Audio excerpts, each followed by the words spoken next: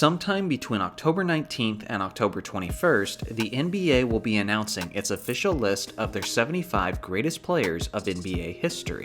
It's certainly going to be a divisive and controversial topic once the list becomes public. Honestly, you're going to have a hard time finding any list that doesn't start an all-out war in the comment section below it. I recently found that out with my own list of the greatest players.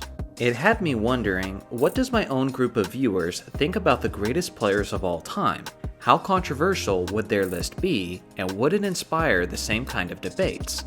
So over the last 37 days, I did 2 polls each day on who should go into the list of the 75. With the list now complete, it's time to share it, and give a bit of my own feedback as well. Starting at 75 is Nate Thurmond, then Dikembe Mutombo, Pau Gasol, Ben Wallace, Manu Ginobili, David Thompson, Tony Parker, Adrian Dantley, Shawn Kemp, Artis Gilmore, Nate Archibald, Klay Thompson, Bill Walton, Alex English, James Worthy, and Vince Carter at number 60. No major complaints so far, although there is obviously some things I would change, but that's basically everyone watching this video. It's interesting to see where people rank some of the greatest defensive players of all time, like Ben Wallace and Dikembe Mutombo, because those guys are cracking the list basically only for their play on the defensive end, which means there's some great two-way players who didn't make the list, but Wallace's and Mutombo's defense is apparently good enough to get them over the hump despite being a one-way player. So yeah, it's interesting to see how people factor that in and determine those rankings. So let's continue. 59th is Wes Unseld, then George Mikan, Dennis Rodman, Pete Maravich, Reggie Miller, Bob Cousy, Gary Payton, Tracy McGrady, and Bob McAdoo at number 51. As for myself personally, this is where things got really interesting. I was surprised to see someone like Tracy McGrady ahead of Gary Payton, considering how Gary had a long and healthy career and was a strong force on both ends of the court as well. He won a championship and made it to the NBA Finals several times, unlike McGrady. Peak performance definitely had to have been a big factor for my viewers, because it's not even close if we're considering who's the more accomplished player. I understand that George Mikan played in a different time in the NBA, but his ancient competition isn't enough for me to knock him down this far.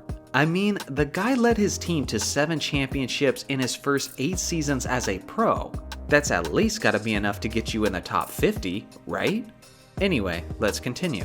Starting off the top 50 is the Celtics legend Paul Pierce, then Willis Reed, Walt Frazier, Ray Allen, Elvin Hayes, Dwight Howard, Dave Cowens, Dominique Wilkins, Patrick Ewing, and Bob Pettit at 41. I don't really have too many problems with the locations of these players, and I'm very happy to find out that my audience is much smarter than the voters of the 50 greatest in 1997 by including the dynamic Dominique Wilkins in their top 50. Number 40 is George the Iceman Gervin, then Jason Kidd, Kevin McHale, Allen Iverson, Russell Westbrook, Clyde Drexler, Rick Barry, John Stockton, Steve Nash, and Chris Paul.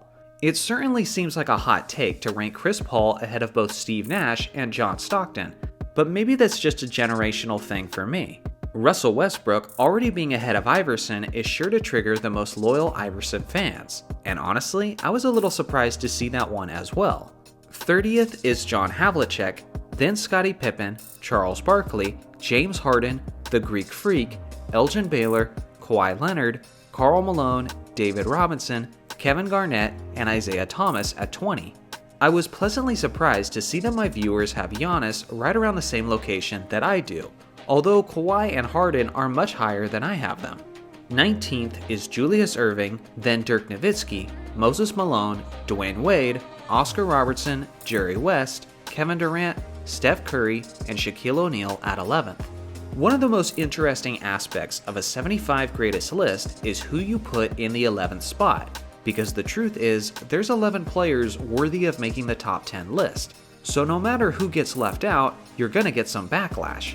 Me and my viewers that voted on Discord agreed that the 11th spot should be the Diesel. Let me know in the comments who's in the 11th spot on your list. Not surprised to see that Steph and Durant are so high on this list. I think it's a little early to have them this high, but I'm pretty sure I'm in the minority on that one. So now, let's get into the best of the very best, the top 10. First off is Bill Russell, Then Hakeem Olajuwon, Wilt Chamberlain, Larry Bird, Tim Duncan, Magic Johnson, Kobe Bryant, Kareem Abdul-Jabbar, LeBron James, and Michael B. Jordan. The funniest part of this list is how high Kobe Bryant is. Almost nobody's greatest list ranks Kobe this high. And of course, my Kobe-loving community does, so I'm certainly proud of you guys. Wilt being in just the 8th spot proves that I've got more work to do. Expect more of my Wilt propaganda videos in the near future. Part of me also wonders if our Laker bias is showing, in the sense that every major Celtic seems to be ranked lower on this list than most other lists. With that being said, overall, I think most people will like my viewers list more than mine, and I'm totally happy with that. So what do you guys think of the voters list? Anyone specifically who was too high? Let me know in the comment section below. Thanks for watching as always, make sure to like and subscribe for more basketball content, and I'll see you guys in the next video.